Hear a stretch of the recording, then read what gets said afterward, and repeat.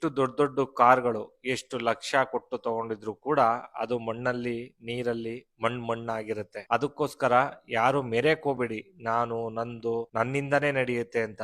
ಎಲ್ಲ ದೇವರಿಂದ ನಡೆಯುವಂಥದ್ದು, ಪಂಚಭೂತಗಳಿಂದ ನಡೆಯುವಂಥದ್ದು. ಪ್ರಕೃತಿ ವಿಕೋಪ ಆಯ್ತು ಅಂತ ಅಂದ್ರೆ ನಿಮ್ಮ ಯಾವ ಈಗೋಗಳು, ಅಹಂಕಾರಗಳು, ದುರಂಕಾರಗಳು ಯಾವುದೂ ನಡೆಯೋದಿಲ್ಲ. ಜನಸಾಮಾನ್ಯರಲ್ಲಿ ಕೇಳ್ಕೊಳ್ಳೋದಿಷ್ಟೇ, ಎಲ್ಲಾರು ಒಂದೇ ತರ ಇರಿ. ಒಂದೇ ತರ ಇರಕ್ಕಾಗಿಲ್ಲ ಅಂತ ಅಂದ್ರೆ ನಿಮ್ಮಷ್ಟಕ್ ನೀವಿರಿ, ಬೇರೆಯವ್ರ ಮನ್ಸನ್ನ ನೋಯ್ಸಕ್ ಹೋಗ್ಬೇಡಿ. ನನ್ನ ಹತ್ರ ಅದಿದೆ ಇದಿದೆ, ನಾನು 10 ಲಕ್ಷ ಕಾರ್ ತಗೊಂಡಿನಿ, 20 ಲಕ್ಷ ಕಾರ್ ತಗೊಂಡಿನಿ. ಎಲ್ಲಿ ಪ್ರಕೃತಿ ಒಂದು ಸಲ ವಿಕೋಪ ತೋರಿಸ್ತು ಅಂತಂದ್ರೆ ದುಡ್ಡಿರೋನು ಒಂದೇ, ದುಡ್ಡಿಲ್ದೆ ಇರೋನು ಒಂದೇ.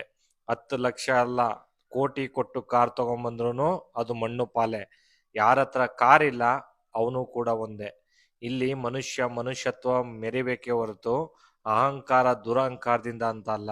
ಎಲ್ಲಾ ಕೊಡೋದು ದೇವ್ರೆ, ಯಾರು ಯಾರಿಂದ ಪಡ್ಕೊಳ್ಳೋ ಅಂತದಲ್ಲ.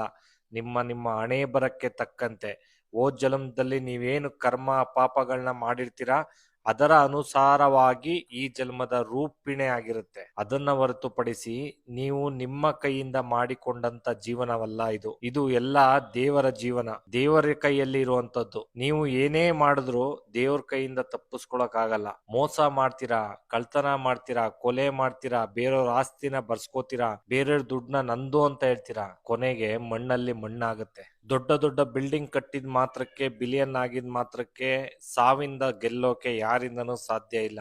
ಎಷ್ಟೇ ಕೋಟಿ ಇದ್ದರೂ ಮಣ್ಣಲ್ಲಿ ಮಣ್ಣಾಗಲೇಬೇಕು ಜೀವ ಅನ್ನೋದು.